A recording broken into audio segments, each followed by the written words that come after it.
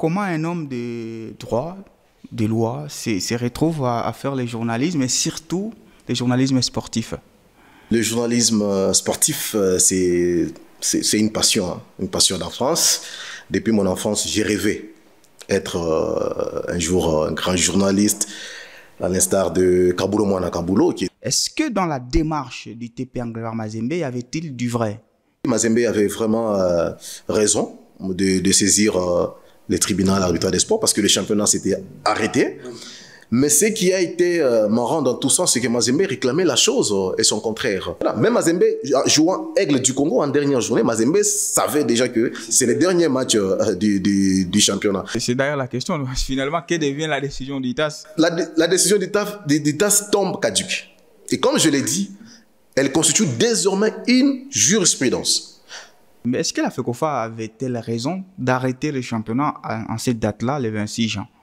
Non, la FECOFA n'avait pas vraiment raison d'arrêter le championnat parce que la saison était encore ouverte. Ils vont aussi dénoncés par les TP Englebert Mazembe. Est-ce que vous pensez qu'aujourd'hui, la politique est tellement omniprésente dans le football et cela peut conduire à des freins?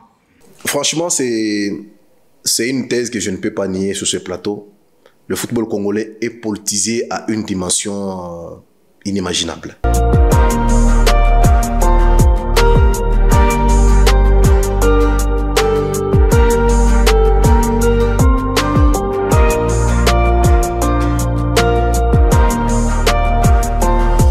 Pièce contre pièce, action contre réaction, le tout-puissant Englebert Mazembe et la Fédération congolaise de football viennent de se donner une bataille hardie au niveau du tribunal arbitral de sport. Une bataille qui aurait pu coûter justement les places africaines pour les représentants congolais. Quelles leçons tirer justement de ces feuilletons ou de cette saga qui aura pris en haleine toute l'opinion sportive? Ce sera la grande question justement qui sera autour de ces numéros de Galactique. Mesdames et messieurs, bienvenue. Bonjour à tous, je suis Héritier Katanga, analyste sportif. Je suis dans les Galactiques.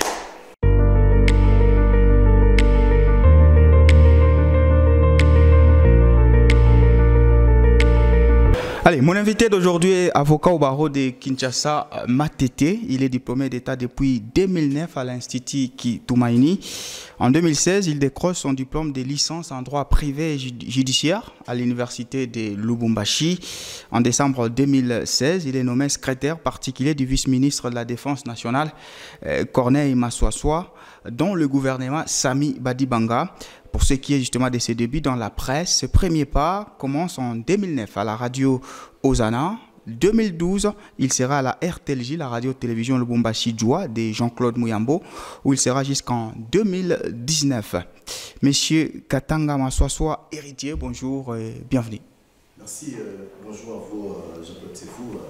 Très heureux d'être sur ce plateau. Merci. J'ai envie de commencer par une question. Comment un homme de droit, de loi, se retrouve à faire le journalisme et surtout le journalisme sportif? Bon, le journalisme sportif, c'est une passion d'enfance. Depuis mon enfance, j'ai rêvé être un jour un grand journaliste, à l'instar de Kabulo Mwana Kabulo, qui était pratiquement la repère de tous les journalistes sportifs, les Chimpompo qu'on entendait parler quand on était petit. Alors je me disais qu'un jour, je dois aussi faire ces métiers, chemin faisant, lorsque j'entame mes études à l'Institut Toumaini, bien sûr, à la section littéraire, avec bien sûr un texte que beaucoup de latinistes connaissent, le Pro-Arca, où Cicéron était en train de défendre Arcas. Je me dis non, je change de cap. Désormais, je vais faire le droit pour être juriste. C'est comme ça que je me suis détourné de mes objectifs d'enfance, mais qu'à cela ne tienne. Vous êtes accroché. Étant étudiant, j'ai combiné les deux jusqu'à ce que je me retrouve au barreau de Kinshasa Matete. Et là, il y a une incompatibilité entre un journaliste sportif et un avocat. On risquerait d'être jugé parti. C'est comme ça que j'endosse aujourd'hui la casquette d'analyste.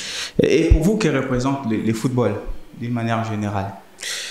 Le football, c'est pour moi, comme j'ai dit pour le métier de journaliste, c'était aussi un rêve. Un rêve. Quand on était petit, je me disais, pour les gens qui nous ont connus, que je vais pratiquer le football professionnel.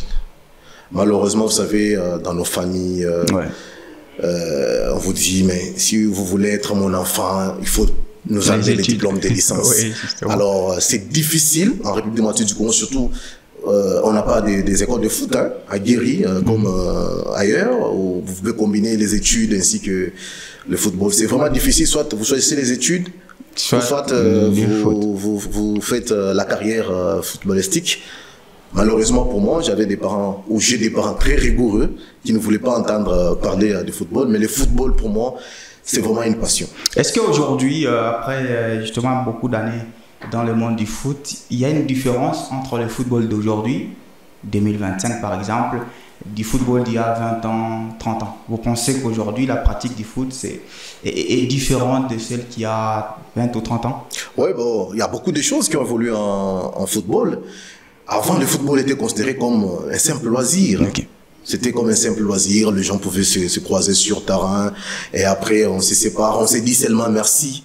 Maintenant, là, nous sommes dans le football business. Aujourd'hui, le football est devenu pratiquement toute une industrie. Le football paye aujourd'hui. Ouais.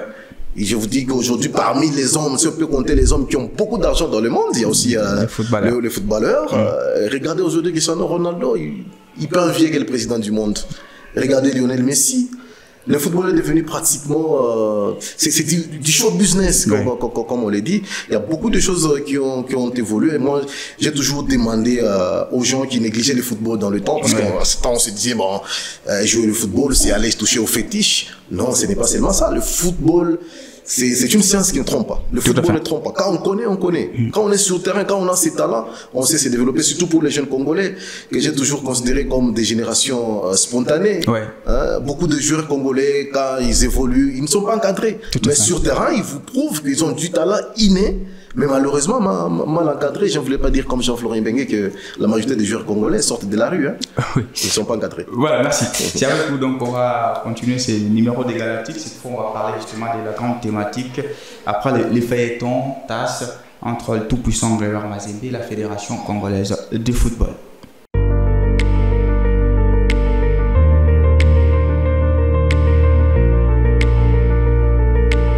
Allez, on commence justement notre numéro. Après donc le profil de l'invité, les FC Les Aigles du Congo, le FC Central Lupopo, l'AS Maniema Union, l'AS Simba vont donc représenter la République démocratique du Congo aux compétitions africaines interclubs.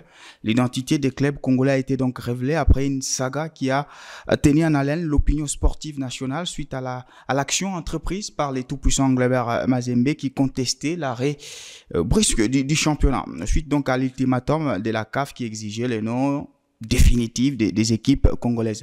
Les clubs congolais réunis en urgence avaient procédé par un vote et je vous donne donc 21 voix pour et 4 contre. Les contre sont Mazembe, Desempe, Don Bosco et Étoile du Kivu qui ont donc consacré les classements de la Ligue nationale de football. Monsieur Héritier Tata Katanga, déjà, que vous a inspiré au fait ces feuilletons TAS tout-puissant Gregoire Mazembe Connor? Oui, c'est un feuilleton, comme vous l'avez dit, qui a pris pratiquement tout le monde à la laine. Tout le monde attendait la décision du TAS. Tout le monde était suspendu à cette décision. Beaucoup sont allés jusqu'à dire que on risquerait de sanctionner le football congolais. Et si on sanctionne le football congolais, ça va entamer même l'équipe nationale. C'est toute la fédération qui ne sera pas prise en compte au niveau de la CAF. C'est une situation qui était vraiment très difficile. Et je me dis, aujourd'hui, tout le monde a compris que le football est codifié. Ok. Même les clubs qui ne savaient pas que lorsque vous avez des litiges, il faut aller vous adresser quelque part. Il y a une juridiction qui peut vous permettre de revenir dans vos droits. Ouais. Ils ont su aujourd'hui qu'il y a une instance qui s'appelle tribunal arbitral de sport. Ouais. Et je pense que désormais, beaucoup vont commencer à faire des recherches sur le fonctionnement de cette juridiction sportive, je rappelle, elle est purement sportive. Ouais. Ils vont faire des recherches, savoir comment s'est fait la saisine au niveau du TAS et comment on peut il a apporté ses preuves. Parce qu'il ne suffit pas seulement d'apporter ou d'aller déposer sa plainte au niveau du TAS. Mais il faut aussi savoir quelles sont les plaintes et comment les preuves tangibles qu'on peut amener au niveau de ces tribunaux arbitraires des sports. C'est ce que vous avez vu, moi, dans ce que les TP Mazembe a fait. Oui. J'ai beaucoup encouragé parce que c'était le droit le plus légitime pour les TP. Je l'ai dit plusieurs fois, aller en justice, réclamer son droit, c'est le droit le plus légitime pour permettre la tautologie. Et en droit, on dit, il n'y a que celui qui sait défendre ses droits qui peut le réclamer. Et Mazembe est allé réclamer ce droit. Mais quand on réclame le droit, on doit avoir des preuves. C'est pour cela que moi, sachant que le TP Mazembe n'avait pas vraiment de preuves qui pouvaient bousculer les choses, quelle que soit la première décision prise par l'État, qui demandait à la fédération de continuer avec la saison, sachant que nous étions dans l'impossibilité de continuer avec les championnats pendant que les clubs avaient déjà libéré leurs joueurs. Je me disais que Mazembe ne pouvait pas y sortir avec gain de cause, chose qui a été faite. Aujourd'hui, nous avons nos représentants. Alors, pour un petit prérequis, justement, les tout-puissants de Mazembe est allé auprès du tribunal arbitral du sport, les TAS, pour contester l'arrêt au 26 juin. Même si les derniers matchs est intervenu le 27 juin, Mazembe FC Aigle du Congo s'était embu partout. Pour Mazembe, cet arrêt-là a été brusque et n'a pas permis justement au championnat d'aller jusqu'au bout et de permettre d'avoir un classement définitif. Mazembe qui était hors de la zone africaine. Est-ce que dans la démarche du TP Angleterre Mazembe, y avait-il du vrai, selon vous? Dans la démarche du TP Mazembe, oui, Mazembe avait vraiment raison de saisir les tribunaux arbitraires des sports parce que le championnat s'était arrêté. Oui. Mais ce qui a été marrant dans tout ça, c'est que Mazembe réclamait la chose et son contraire. Okay. Parce que dès le début du championnat, quand vous avez bien suivi certains dirigeants de Mazembe, on vous disait que vu le nombre de clubs engagés en Ligue nationale de football, il était impossible qu'on puisse respecter le calendrier de la Ligue nationale de football. Et il fallait recourir à une certaine dérogation. Mais quand Mazembe part au niveau du tribunal arbitral des sports, c'est avec quel argument? On vous dit non, comment est-ce qu'on pouvait arrêter les championnats de la Ligue nationale de football au 27, pendant qu'il y avait la Coupe du Congo qui continuait à se jouer. Je rappelle ici que la dérogation, elle est ministérielle. C'est le ministère des Sports qui accorde la dérogation. Et ce ministère peut accorder la dérogation selon des compétitions. On vous dit par exemple la Ligue nationale de football, nous préférons que les championnats puissent aller de telle date à telle date. Okay. Et la deuxième compétition qui est la Coupe du Congo, ce n'est pas les ministères qui l'organisent, c'est une compétition de la Fédération congolaise de football. Oui. Et la fédération, à son niveau, est allée demander encore une deuxième dérogation pour la suite du championnat ou de la Coupe du Congo, qui est la Coupe du Congo qui est totalement différente de la Ligue nationale de football. Donc deux compétitions différentes. Voilà, ce sont des compétitions différentes qui n'avaient rien à voir avec ce que les TP Mazembe étaient allés réclamer. Au-delà de tout, avant que le championnat ne soit arrêté, les TP étaient avisés.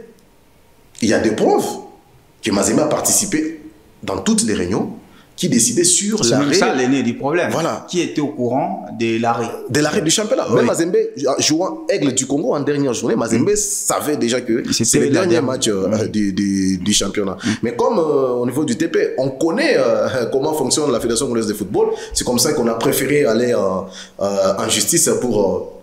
moi, j'ai appelé ça une discréditation, pour discréditer la Fédération congolaise de football. Mais quand vous discréditez toute une fédération, vous oubliez que les fédérations sœurs nous regardent. Déjà, le football congolais n'aura pas du respect dans, dans l'avenir. Alors, mes chérités, pourquoi l'État, c'est sur quoi l'État s'est-il basé pour donner une injonction à la FECOFA lors de la réserve du tout-puissant Angleterre Mazembe de dire reprenez le championnat, sachant qu'on n'avait pas la logistique nécessaire d'y aller, puisque en ce moment-là, toutes les équipes avaient déjà quasiment libéré leurs joueurs pour les vacances. Il y avait les CHAN qui s'est préparé. Et comment l'État savait donner cette injonction-là? Parce qu'au final, ça a donné un peu de la force au tout-puissant Angleterre Mazembe.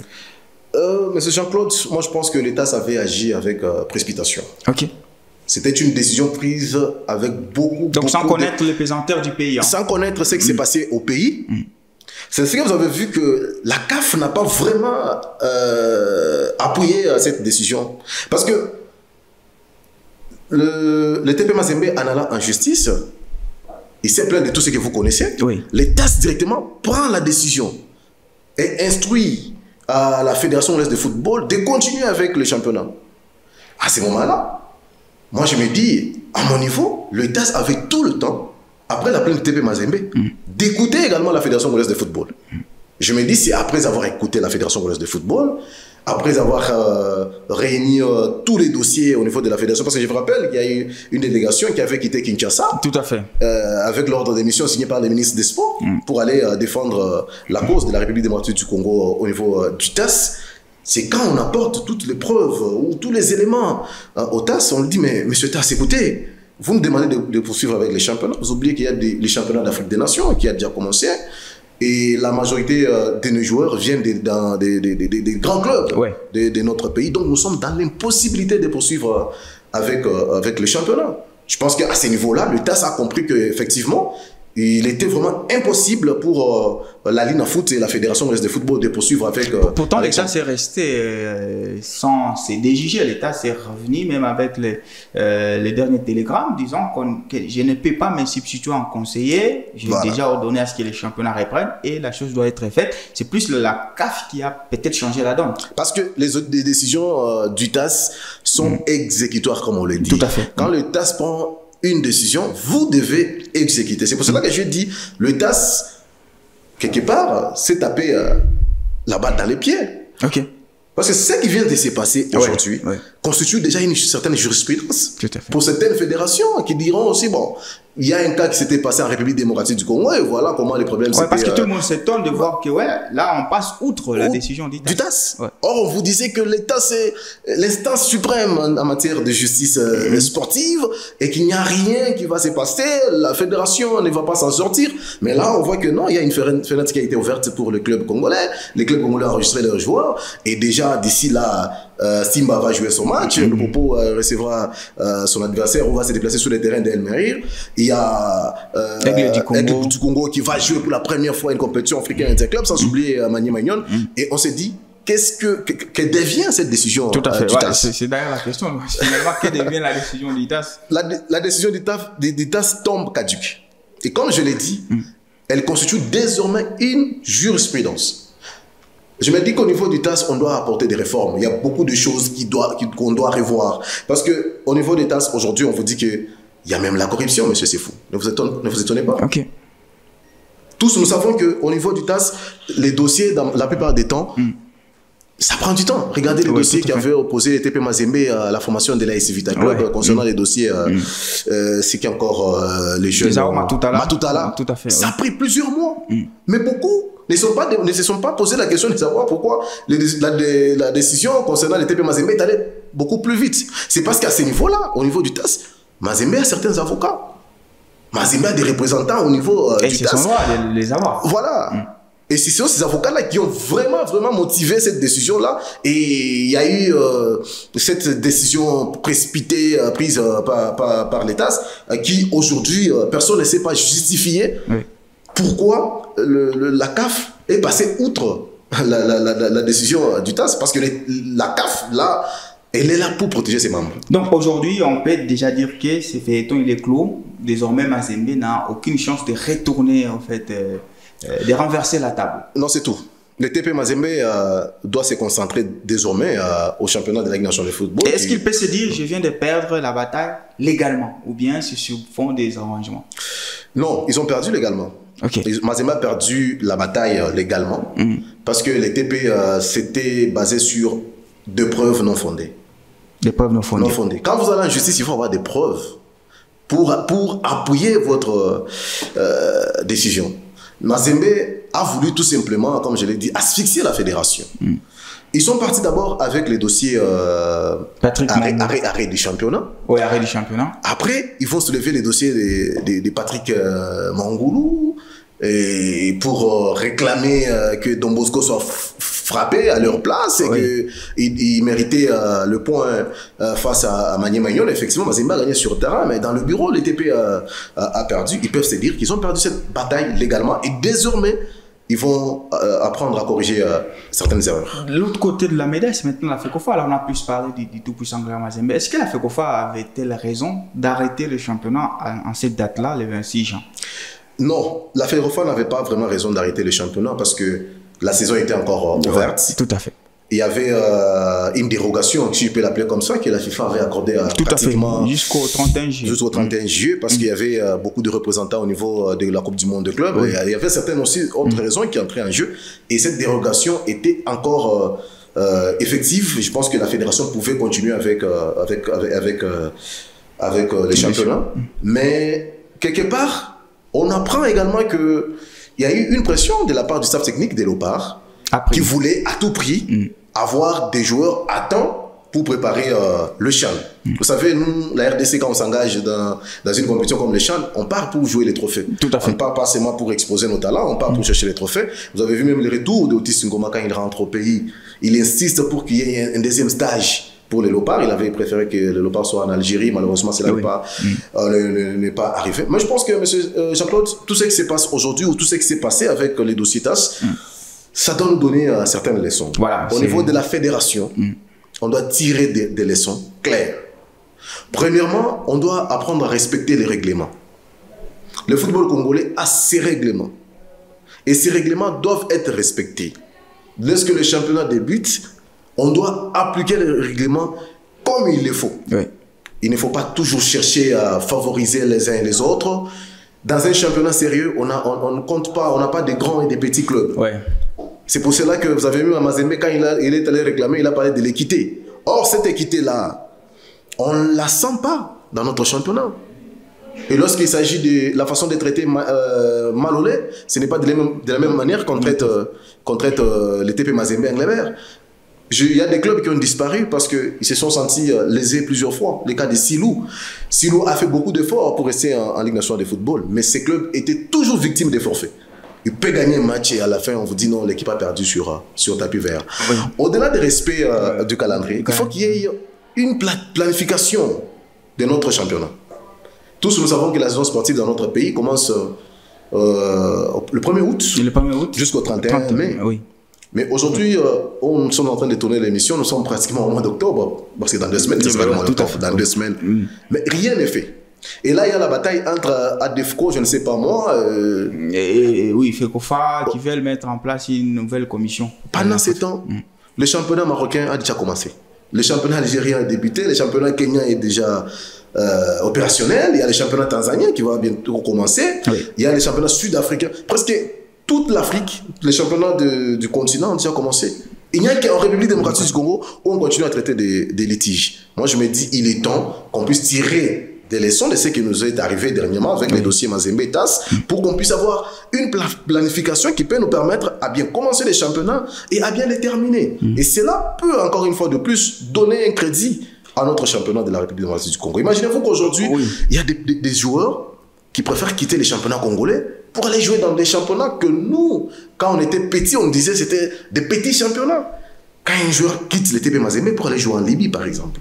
Un joueur qui quitte Vecleur pour aller jouer en Tanzanie, permettez, bien qu'aujourd'hui, la Tanzanie, c'est une très bonne organisation. Une très bonne organisation. Tout à fait, ouais. Quand un joueur quitte la RDC pour aller jouer au Kenya, je me dis, l'autre championnat, il est resté du nom, tout simplement. Voilà, on va parler des chances rapidement de nos représentants, mais il y a quand même un argumentaire qui est présent justement au sein de l'opinion sportive, c'est que notre football, il est ultra politisé, souvent aussi dénoncé par les TP Englebert Mazembe. Est-ce que vous pensez qu'aujourd'hui la politique est tellement omniprésente dans le football et cela peut conduire à des freins? Franchement, c'est une thèse que je ne peux pas nier sur ce plateau. Le football congolais est politisé à une dimension inimaginable. Aujourd'hui, en République démocratique du Congo, il devient vraiment difficile de dissocier le football et la politique. Tout à fait. Et les décisions politiques pèsent beaucoup plus sur les décisions d'une fédération comme la Fédération congolaise de football, qui n'a plus ses mains libres, il faut le dire. Depuis le départ de M. Omari, c'était un diable qu'on a critiqué, mais à un moment, il pouvait s'imposer et ne pas vraiment appliquer la politique dans le sport. Mais aujourd'hui, on sent qu'au niveau même de la fédération, on commence à y injecter même les représentants de certains partis politiques. Et quand ils viennent là, c'est pour faire les affaires de leurs autorités de référence. En tout cas, je me dis, si ça continue comme ça, un jour, vous risquerez de voir que le football congolais est frappé au niveau supérieur, c'est-à-dire au niveau de la FIFA, parce que la FIFA ne tolère pas l'ingérence politique. Et tout ceci se passe parce que On sent que beaucoup de clubs congolais, pour vivre, il faut qu'il y ait un politicien. Tout à fait. Aujourd'hui, vous avez le Popo avec un gouverneur, bon, un politicien. Vous avez Simba Dekolosi avec un politicien. Vous avez les Aigles du Congo avec un politicien. L'US Tinkonku avec Donald Kabasele qui est un politicien. Vous avez Sangabalende avec Ali qui est un homme d'affaires. Mais derrière lui, il y a beaucoup de politiciens. Il y a Chikas. Je pense qu'il va aussi jouer. Donc, je vous dis que c'est devenu pratiquement difficile de dissocier les sports avec la politique en République démocratique du Congo. C'est vraiment regrettable. Je pense qu'avec le temps, cela peut changer. Hein. Alors, on vient quand même d'une saison en Ligue nationale de football un peu particulière parce que vous le savez, les deux géants de notre pays ne vont pas participer, comme pour les tout-puissants Galera Mazembe, c'est depuis 2003 qu'ils n'ont pas pris part la dernière fois. Ils sont toujours présents depuis 2003 aux interclubs de la CAF. Cette saison, ça sera atypique. Mazembe ne sera pas là, Vita Club et même le dernier club Motema Pembe. Alors, est-ce que c'est une saison qui vous a impressionné selon vous? Oui, c'est vraiment une saison qui m'a impressionné, hein, une saison exceptionnelle. Une saison exceptionnelle, ne pas voir nos cadors participer aux interclubs de la CAF. En tout cas, quel que soit tout ce qui s'est passé avec la décision du TAS et tout, je comprends qu'en République démocratique du Congo, au-delà de tout ce que nous pouvons avoir comme arsenal juridique, sportif, on doit aussi avoir cette habitude de se parler. Si je ne me trompe pas, en 2022 ou 2023, il y a Al-Ali en Égypte qui n'était pas qualifié pour les interclubs de la CAF. Ils se sont mis autour d'une table. Et la fédération et Al-Ali et Pyramide qui étaient qualifiés cette année-là, ils ont parlé. Ils ont dit par rapport à la notoriété de Al-Ali, par rapport à la fiabilité, la viabilité de Al-Ali, nous préférons envoyer Al-Ali au niveau de la CAF. Toi, Pyramide, tu restes préparé pour les prochaines échéances. Et ça s'est fait, c'est passé. Tout à fait. Moi, je me dis que chez nous, on avait aussi le temps de faire cela. Qui on pouvait sacrifier, c'est peut-être la question qu'on pouvait se poser. Avec la politique qu'il y a, comme vous l'aviez dénoncé, ça serait compliqué. Je me dis, aujourd'hui, les Aigles du Congo avec Vijay Chimanga, quand vous suivez dans ses dires, Vijay insiste sur une chose. Il vous dit, moi, j'avais préparé mon équipe pour 2030. Tout à fait. Pour lui, gagner la Ligue nationale de football. Cette saison, la saison passée, c'est un résultat qui est arrivé de manière précoce. On pouvait se parler. On pouvait demander, par exemple, à Simba, petit poussé, tu restes à la maison, à ta place, on met les aigles, à la place des aigles, on met les TP Mazembe. Parce que vous savez, les continents africains, aujourd'hui, connaissent qu'en République démocratique du Congo, il y a un seul club qui s'appelle le Tout-Puissant Mazembe. Et les restes viennent en appui, viennent l'accompagner. Quelles que soient les faiblesses du TP Mazembe, parce que j'ai évoqué des faiblesses du TP Mazembe sur le plan administratif, mais aussi sur terrain. Mazembe était faible. Mais qu'à cela ne tienne, par rapport à la notoriété de ces clubs, je pense qu'il était important que les TP soient parmi les 4, mais malheureusement, la fédération a décidé autrement. Voilà, on va rapidement aussi parler un peu des éliminatoires pour la Coupe du Monde 2026. On a vécu justement la fenêtre de septembre un peu dans l'amertume après une victoire face au Soudan du Sud. C'était 4 contre 1 à l'extérieur et les Sénégalais ont carrément douché le stade des Martyrs, climatisé et celui-ci 3 contre 2, c'était justement les scores et la RDC qui a commencé la fenêtre éliminatoire, le destin en main, là fini justement en perdant donc ses espoirs. Monsieur Héritier Tatakatanga avec vous avez suivi, on va prendre surtout le deuxième match, les matchs de la défaite, 3 contre 2 au stade des Martyrs, les hommes de Sébastien Desabre. Est-ce que c'était une défaite évitable? Effectivement, cette défaite était vraiment évitable. Était évitable parce que, déjà vous l'avez dit, les Léopards avaient leur destin en main. Avec même un match nul, on continuerait à garder les destins en main. Et beaucoup se sont fiés au match aller que nous avons livré contre le Sénégal, un but partout, à Dakar. Et on s'est dit, si la République démocratique du Congo pouvait rééditer cet exploit de Dakar au stade des Martyrs, ça permettrait aux Léopards de rêver jouer la Coupe du Monde. Vous savez, c'est un rêve de toute une génération aujourd'hui, jouer la Coupe du Monde. La dernière fois, c'est en 1974, je ne me trompe pas. On n'était même pas encore né, je ne sais pas si on était encore dans le projet. Ça date de longtemps. De longtemps. Et j'ai toute cette génération sportive, tous les journalistes sportifs, on n'a jamais vu la RDC jouer une Coupe du Monde de club. Et on se disait que cette fois-ci pouvait être la bonne parce que on n'avait pas une équipe du Maghreb. Parce que la plupart des équipes qui nous ont toujours barré la route, ce sont des équipes du Maghreb. Il y a le Maroc, il y a la Tunisie. Il y a une année, je me rappelle, en 2006, si je ne me trompe pas, c'était l'Égypte, à Kinshasa toujours, avec Mohamed Aboutraïka. Et cette fois-ci, on s'est dit, avec ce que nous avons fait au Sénégal, on pouvait rééditer l'exploit à Kinshasa et aller très loin, mais malheureusement, les Léopards ont pêché. Et moi, je me dis, c'est sur 3 points que nous avons pêché. Comment Premièrement, c'est sur le plan physique. Ok. Nos Léopards ont manifesté beaucoup de bobos physiques. Et cela peut se justifier. Vous savez, avant leur arrivée à Kinshasa, la majorité des Léopards n'avaient pas joué avec leur club. Beaucoup de cadres. Je vais prendre les cas de Chancel Mbemba, pour ne pas le citer, qui a fait pratiquement une année sans jouer en officiel avec l'équipe de Marseille. Je me dis, en football, ça paye cash. Tout à fait. Ça paye cash parce que physiquement, vous n'allez pas tenir. Il y a Yohan Wissa qui venait d'une intersaison avec son club les clubs anglais de Breton. Alors il fallait Bradford, voilà. Il fallait aller cette fois-là conclure le contrat avec Newcastle. Et cet amour-là, c'est depuis juin que Wissa n'a pas joué avec son club.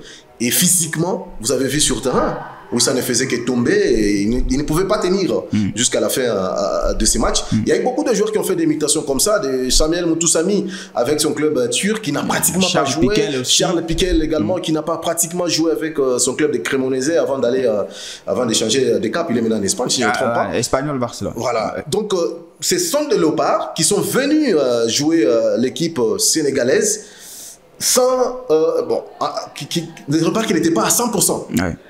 Dans leurs conditions physiques. Et c'est là payé. Quand vous jouez face à une équipe sénégalaise totalement expérimentée, avec des joueurs qui ont joué les hauts niveaux. Vous avez vu Idrissa Gana Gueye au milieu des terrains. C'est un jeune que j'ai beaucoup admiré quand il jouait encore au Paris Saint-Germain. Malheureusement, qui a été remercié en monnaie de singe. Il y a Sadio Mané qui a fait pratiquement toute une saison avec Al Nasser. Il y a Koulibaly également qui joue dans le même championnat avec en Arabie Saoudite, justement. Ils ont vraiment le temps de jeu comparativement à le Léopard. Physiquement, toi, comme je l'ai dit, les Léopards ont pêché. Le deuxième point, c'est sur les plans psychologiques. Les plans psychologiques, vous savez, quand vous avez les destins en main, vous jouez au stade des Martyrs de la Pentecôte, d'une capacité de 80 000 places assises, parce que je pense qu'ils sont allés jusqu'au-delà. Justement, c'était plein. Et le stade était plein déjà à partir des 11 h du matin. Donc, vous dites ici, nous avons l'obligation des résultats. Alors, cette pression des publics peut se transformer négativement contre maintenant. C'est une pression qui est devenue négative par rapport aux attentes du public. Le public a mis la pression et cette pression a pesé beaucoup plus dans les jambes et dans la tête des Léopards. C'est-à-dire que vous avez sur terrain, tout le monde voulait convaincre le public. Tout le monde voulait montrer que je mérite la sélection. Et avec une telle pression, vous ne pouvez pas tenir devant une équipe comme le Sénégal expérimentée. Parce que moi, je me dis, même avec les gens avec qui j'ai suivi le match, je leur ai dit, là, le Sénégal ne cherche qu'un seul but. En première mi-temps. Parce qu'aller au vestiaire avec 2 buts... On était déjà à la 30e minute, on est à 2-0. Et on se dit, là, c'est parti pour une belle soirée. Alors, eux, en tant que gladiateurs, les Sénégalais, bien sûr, ils ont joué des grandes compétitions. Ils savaient que si on marquait un but en première mi-temps, en deuxième mi-temps, les Léopards vont céder. Et quand ils marquent ces buts-là, vous avez vu la réaction de Sadio Mané. Il a dit aux autres, calmez-vous. Parce qu'ils savaient qu'il y aura toujours un moment où les Léopards seront incapables de maîtriser les Sénégalais dans leur temps fort. Et la gestion des temps faibles, du côté des Léopards de la République du Congo avec le banc, ça n'a pas payé. C'est des sabres. C'est des sabres, bien sûr. C'est par là que je vais attaquer le troisième point. Sur le plan tactique, des sabres a failli. Parce que dans un match comme celui-là, vous menez 2-1 en deuxième période, vous n'avez pas besoin de conserver. Vous avez vu en deuxième période, des sabres avaient tendance à jouer avec 5 défenseurs. Oui, justement. Quand vous jouez avec 5 défenseurs, en d'autres termes, vous dites, nous limitons les dégâts. Mais quand vous jouez face aux attaquants comme Nicolas Jackson qui joue avec les Bayern de Munich aujourd'hui, ce sont des grands joueurs. Et quand vous laissez le temps à des gars comme ceux-là, on vous fait mal. C'est comme ça que vous avez vu en deuxième mi-temps. Regardez les troisième buts qui arrivent des Sénégalais. Toute la défense était déjà là où il y avait Berthaud. Parce que dans leur tête, il faut défendre. ou bien les marquages, ou bien qu'on est joué à Kinshasa, on avait besoin de faire plaisir à ses publics. Et Sébastien Desabre s'est vraiment embrouillé avec des remplacements. Et ces remplacements qui sont venus de manière tardive. Tout à fait. On fait des remplacements dans des matchs comme ça lorsque vous remarquez qu'il y a des joueurs qui sont fatigués. Je vais commencer par vous dire que physiquement, nos Léopards étaient moins par rapport aux Sénégalais. El Yamechak a tout donné en première mi-temps. Ouais. Je me dis, qu'est-ce qu'il faisait encore sur le terrain en deuxième période? Il y a mon ami Cédric Bakambou qui avait déjà pratiquement fait son boulot. Tout à fait. Parce qu'avec son club de bêtises, c'est souvent 40 minutes, 30 minutes qu'il joue. Ouais, mais quand il vient en sélection, vous voulez lui donner 1 heure du temps. Pourquoi? Il a déjà marqué son but. Il est temps pour lui de se reposer. Et Desabre a pris beaucoup de temps. Et cet amour-là de Desabre a permis aux sélectionneurs sénégalais d'étudier les faiblesses des Léopards. Et il a appuyé là où il fallait pour faire du mal. Mais là, au sein de l'opinion, il y a quand même un procès contre lui. On comprend ses défaillances tactiques lors de cette explication-là.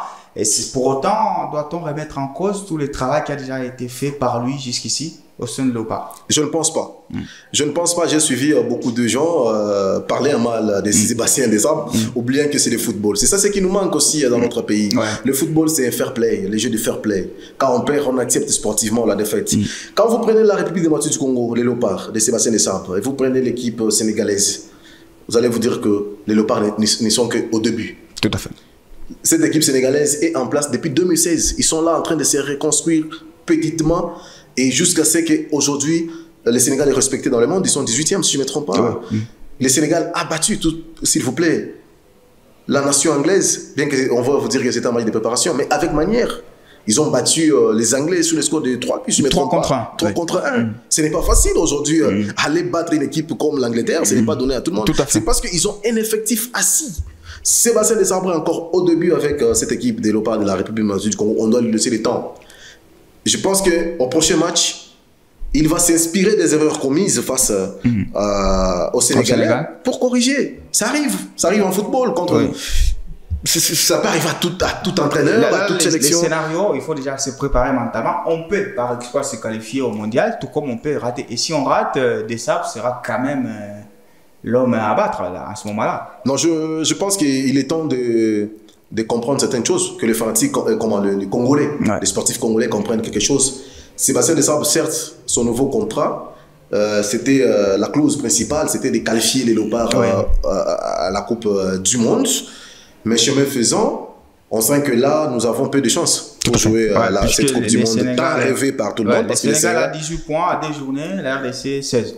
La RDC a 16, et puis le Sénégal va se déplacer en Mauritanie. Mauritanie et Soudan du Sud. La RDC, Togo, ainsi que Soudan. Ainsi que Soudan. Vous voyez que ça devient un tout petit peu compliqué. Comme les Congolais aiment le dire, nous allons passer par les calculs. Ouais, justement. Et là, nous n'avons pas notre destin, c'est ce qu'il faut se dire, nous n'avons pas notre destin à main. Mais il faut comprendre que Sébastien Desabre a déjà qualifié cette équipe pour la deuxième fois successive, pour la CAN qui va se jouer justement en décembre au Maroc. Ouais. Qu'on lui laisse le temps de préparer son équipe pour la Coupe d'Afrique des Nations qui va se jouer au Maroc, au lieu de mettre encore la pression sur lui. Parce qu'aujourd'hui, je vous dis, changer un sélectionneur en ces moments, ça risquerait encore une fois de plus on risque de faire encore ou de rétrograder même 10 pas en arrière pendant que nous avons une équipe qui nous fait encore rêver. 30 secondes. Pour la prochaine CAN au Maroc, la RDC, là, on y va avec nos Léopards comme des favoris cette fois. Effectivement, cette fois-ci, on doit aller comme des favoris parce qu'à la dernière CAN, on a atteint quand même le Caritas, on était en demi-finale. Et cette fois-ci, on doit oser aller peut-être chercher ce trophée. Bien, merci à vous, Héritier Tata. Avec vous, on continue justement les voyages galactiques avec d'autres astuces de ce voyage qui nous rend un peu plus galactique.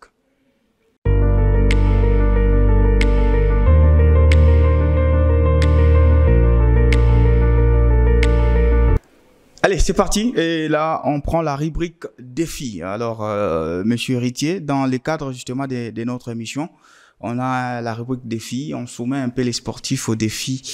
Et justement, et le premier défi consiste à nous donner vos préférences sur base justement de la technique du joueur, sur base du personnage sportif et ses œuvres.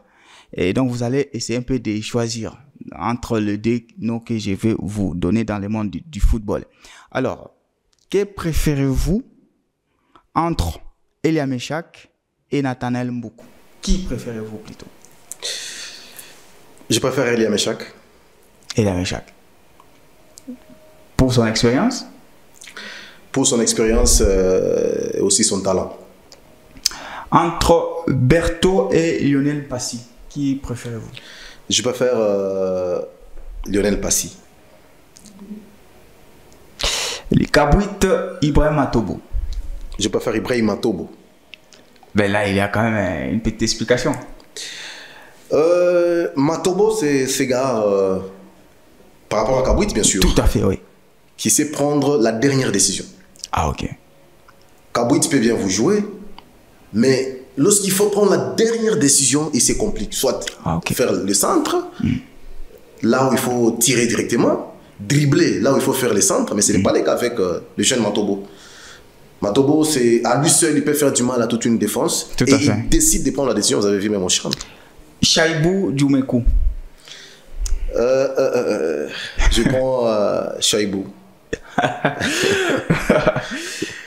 Ibengue, Sébastien Desabre. Sébastien Desabre. Ibengue aussi, ça n'a pas été mal quand même avec les Léopards.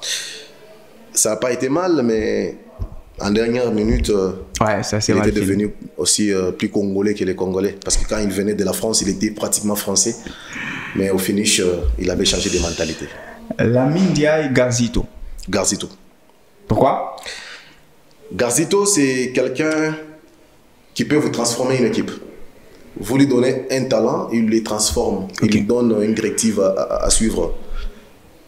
Contrairement à Lamine Diaye, qui a besoin des hommes pour constituer une équipe. Ah, ok. Garzito a changé Ngoyi Bomboko, qui était un attaquant, en défenseur. Pamphile Miayo, qui était milieu de terrain, en défenseur. Ça, c'est Dio Garzito. Et c'est la classe des grands entraîneurs, des grands formateurs. Moïse Katumbi, Jacques Kaboula. Moïse Katumbi. Est-ce que Moïse Katumbi a des d'égal possible sur le plan sportif? En République démocratique du Congo? Oui. Il n'y en a pas. Il n'y en a pas. Moi, j'ai toujours dit, Moïse peut être 7e, il n'y a pas de 6e, il n'y a pas de 5e, il n'y a pas de 4e, il n'y a pas de 2e, même pas de premier. Il est seul. Il est seul. Timanga, Tango Fort, Didier. Je préfère Tango Fort. Tango Fort. Oui. Parce que Tango Fort, tous les efforts qu'il a eu à faire avec Vita, son esprit managérial, je me rappelle. Oui. Un jour, je suis au stade des Martyrs, Mamelodi jouait contre l'AS Vita Club. Oui. C'est en 2017. Ce monsieur a été attaqué physiquement par les fanatiques de Vita Club. Vous savez pourquoi? Parce qu'il venait de vendre Mobele Ndombe. Il s'aimait, il dit aux fanatiques, de la même manière que j'ai vendu Mobele, je peux aussi aller acheter notre Mobele. C'est-à-dire le football, tant que vous vendez, ou tant que vous avez l'envie d'aller chercher des joueurs ailleurs, sachez que les autres ont besoin aussi de vos talents. Et ces gens n'ont pas compris. Il a tout fait pour l'AS Vita Club. Et les gens de Vita pensaient que Tango Fort bénéficiait de l'aura de Vita. Ok. Et quand il part, il prend Maniema aujourd'hui. Maniema est dans les compétitions africaines interclubs pendant que Vita est en train de sombrer. C'est un dirigeant qui s'est inspiré du modèle de Moïse Katumbi pour faire ce qu'il est en train de faire aujourd'hui. Maniema Union, créé en 2002, qui était pratiquement oublié. Aujourd'hui, tout le monde parle de ces clubs qui viennent de l'intérieur, pratiquement, de Kindu. Alors, on va finir avec les supporters du tout-puissant Mazembe à ceux de l'FC Central Lupopo. Vous préférez lesquels? Bon, je préfère les supporters de Lupopo depuis un certain temps. Parce que les supporters de Mazembe sont devenus trop VIP. Ah, ok. Un fanatique ne se choisit pas les matchs. Un fanatique, c'est quand on lui dit ton club joue. Et il se rend au stade pour apporter son apport, pour mettre la redondance à son équipe. Il ne se dit pas non, parce que ce n'est pas à la Ligue, je ne pars pas au stade. Parce qu'aujourd'hui, nous jouons contre Malolé, je ne pars pas au stade. Non. Et quand on est au stade, ce n'est pas pour observer les erreurs des joueurs sur le terrain. Non. C'est pour d'abord acclamer, applaudir, encourager les joueurs. Mais aujourd'hui, on sent qu'il y a une cassure entre les anciens supporters de Mazembe qui allaient au stade et les actuels. Les actuels, quand ils partent au stade, ils sont minimes. Hein? quand ils partent au stade, ils observent tout simplement. Les anciens sont dans la comparaison. Ils comparent, ah, notre Mazembe de Boanali Samantha, notre Mazembe de Elia Meshak, les Mazembe de Trésor Poutou. Or, oubliant que Trésor Poutou, Samantha et les autres, toutes ces directions-là pouvaient passer et que Mazembe devrait rester. Mazembe, c'est une institution qui doit rester demeurée TP Mazembe Anglebert. Quelles que soient les erreurs du comité, les erreurs des joueurs sur le terrain, on doit rester fanatique, on doit appuyer son club. Regardez aujourd'hui en Europe, avec des grands clubs comme l'FC Barcelone, ça fait plusieurs années que les Barça n'a pas gagné le moindre trophée de la Champions League. Plus de 10 ans. Mais les fans sont toujours là. Sont toujours là. Les socios, comme on les appelle, ils continuent à contribuer. C'est ça quand on s'appelle sportif. C'est ce qu'il faut faire. Bien dit. On va finir la rubrique défi avec un autre défi d'ailleurs. Dans le cadre de notre émission, nous avons 3 catégories des joueurs. En fait, il y a les artistes, ce sont les génies du football là. Et nous avons les soldats, les joueurs box-to-box et les imprévisibles. On a qualifié comme capables du meilleur aujourd'hui et puis ils ne sont pas réguliers, quoi. Voilà. Alors, nous prenons notre sélection des sabres. Est-ce que nous avons un joueur qu'on peut considérer comme un artiste actuellement au sein des Léopards? Non, au sein des Léopards, on n'a plus d'artistes. Il n'y a plus d'artistes. Il n'y en a plus. Mais dans l'histoire, on a quand même connu quelques artistes. Oui, dans l'histoire, surtout l'histoire récente. Oui. Il y avait des artistes. Comme Trésor Poutou. Donc aujourd'hui, on n'a pas un joueur comme Poutou au sein de la sélection. Il n'y en a pas, c'est faux. Il n'y a pas. Malgré leur casquette d'être... ils sont là, professionnels, internationaux, comme on les appelle. Mais il n'y a pas les talents de Trésor Poutou dans cette équipe. Il n'y a pas la patte de Mbalambuta Biscotte dans cette équipe. Il n'y a pas Dimatou Narum. Parce qu'avec ces jeunes-là, et ils ne choisissaient pas les matchs. Vous les mettez contre le Togo, ils vous font ce qu'ils pouvaient faire face à l'Afrique du Sud. Donc ils étaient... c'était des génies de notre football. Trésor Poutou, chaque fois qu'il était dans l'équipe nationale, il ne manquait pas de donner, si pas une passe décisive, c'est des gestes d'éclat. Et chante à chaque match comme ça. Donc on n'a pas d'artistes, donc des génies. Est-ce qu'on a des soldats? Là, ils sont nombreux.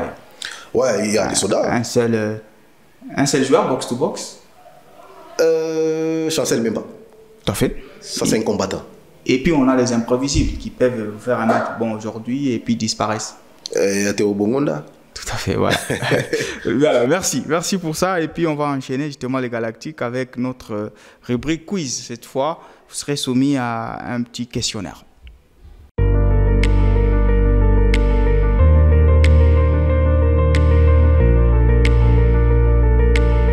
Voilà, Monsieur Héritier Tatakatanga nous accompagne toujours dans le cadre des Galactiques d'aujourd'hui. Et là, on entame la rubrique quiz. Ici, c'est des questions, mais il y a quand même quelques assertions. Vous êtes prêts? Oui, on peut y aller. D'accord. Alors, avec quel entraîneur le Football Club Saint-Éloi-Lupopo a disputé la dernière fois la Ligue des Champions de la CAF? C'était en 2010. Je vais donner les assertions. Avec quel entraîneur l'FC Lupopo a disputé la dernière fois la Ligue des Champions de la CAF 2010? A. Mankour Boalem. B. Raoul Chungu. C. Bruno Bla. Je prends Raoul Chungu. Donc P. Non, c'est A, c'est Mankour Boalem. Il sera vite limogé juste après le match car reproché d'avoir créé une division entre les joueurs et tout. Donc c'était Raoul Chungu. Et c'était Mankour Boalem, plutôt c'est Raoul Chungu qui remporte la dernière Coupe du Congo. Du Congo, voilà. Avec Lupopo. Alors, deuxième question. Le 31 octobre 2010, les tout-puissants Mazembe et Clapous Espérance de Tunis, c'est en finale aller justement de la Ligue des Champions, au stade de la Kenya, en finale justement de la Ligue des Champions. Quelle a été la ligne d'attaque alignée d'entrée? Donc, quels sont les 3 joueurs offensifs qui ont été alignés dans ces matchs-là, soldés par 5 buts à 0? Je rappelle que c'était la Mendia. Hein? A. Patou Kabangu, Kaluituka, Deokanda. B. Patou Kabangu, Kaluituka, Singuluma. C. Singuluma, Samantha, Kabangu. Je peux répéter? Oui. A. Kabangu, Kaluituka, Deokanda. Oui. B. Kabangu, Kaluituka, Singuluma. C. Singuluma, Samantha, Kabangu. Je pense Kalituka était là dans ce match-là. Oui. Patou Kabango. Justement. Singuluma.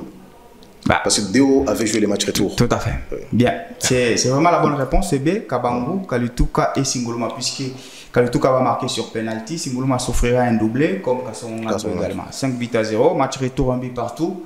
LTP avait donc remporté cette année-là la Ligue des Champions. Alors, on est en avril 2021. Cette fois, on est en Europe. Le Real Madrid joue le FC Barcelone en demi-finale. Encore la Ligue des Champions de l'UEFA. C'est le match aller au Santiago Bernabéu. Alors ici, je vais vous montrer une vidéo, une séquence. Nous sommes à la 86e, 7e minute. Et cette séquence, si vous avez suivi ces matchs-là, vous allez justement nous la décrire. Vous allez nous la décrire, bien évidemment. Je vais vous montrer tout de suite. Là, vous voyez? Oui, ouais, je vois. Vous pouvez juste appuyer là-bas. C'est 2000... On est en 2011 justement, en avril. Demi-finale Real Madrid, Barcelone au Santiago Bernabéu. Alors vous allez nous dire qu'est-ce qui va se passer. C'est justement là Messi qui va prendre le ballon. Et vous, est-ce que c'est possible de nous décrire la suite? On est à la 86e minute. Je pense qu'il y a un but de Messi. Nous décrire le but?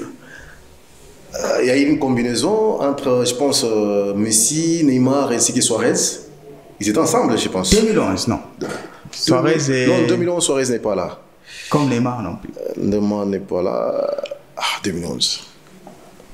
Là, je commence à perdre. Ouais, justement. Ce qui est c'est que c'est un but de Messi, le deuxième but du Barça, justement, puisqu'il venait de marquer le premier. Je commence un peu à perdre. Alors, je peux donner. C'est Messi qui va passer en revue toute la défense, justement, du Real Madrid. Voilà. Real Madrid, on va voir, pardon. Ceux qui nous suivent vont bientôt suivre. Voilà, l'action est là, la continuité. Il passe en revue tout. Il va marquer le deuxième but. Voilà. Et 2-0. Match retour, un but partout. Cette fois, c'est au Camp Nou et le Barça va remporter face à Manchester United la finale. C'est la grande équipe du Real. Hein. C'est cette équipe de 2011. Bon, de 2009-2011, c'était une équipe vraiment qui a fait rêver les mondes avec un certain Cristiano Ronaldo, Gareth Bale et Karim Benzema, qui était dans l'ombre de Ronaldo. Mais c'était aussi les grands Barça à ce moment-là. Oui, c'était les grands Barça. Mais je rappelle au moins qu'en 2009, malgré 9 ou 10, malgré le nombre de talents qu'il y avait dans cette formation de Real Madrid, le Barça avait fait 5-0. Ouais, c'est avant ce match-là, c'est toujours en 2010. Voilà. C'est en 2010, voilà. Il y a d'abord les 5-0 et il y a les 2 buts à 0 qui ont... Avec d'un côté José Mourinho et de l'autre côté Pep Guardiola. C'était la belle époque. La belle époque, vraiment. C'était là... Le football espagnol était vraiment suivi partout au monde. Justement.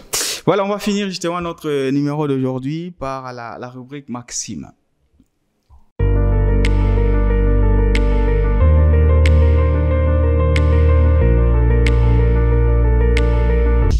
Allez, et pour finir justement notre voyage galactique d'aujourd'hui, on va finir avec Maxime, l'astuce que vous aimez tant. Alors ici, vous serez appelé à former vos citations propres sur base des variables que je vais vous donner. Allez, on va commencer par le football.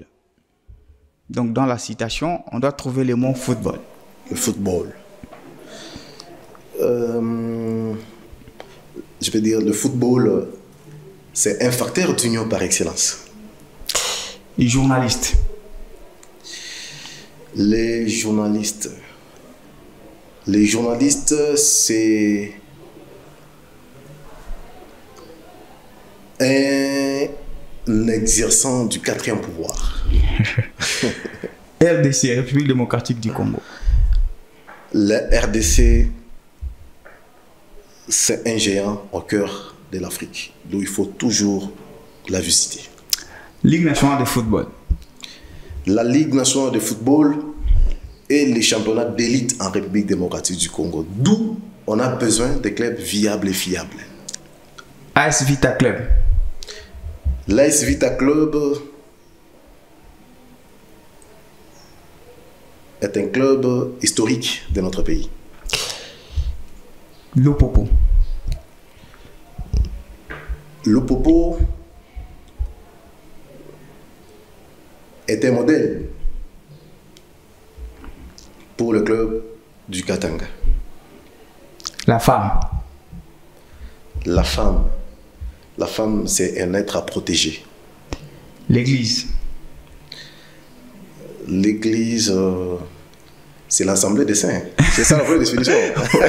Mais je dois former ma citation. Oui, oui. Bon, la presse, c'est comme l'église au milieu du village. Dieu.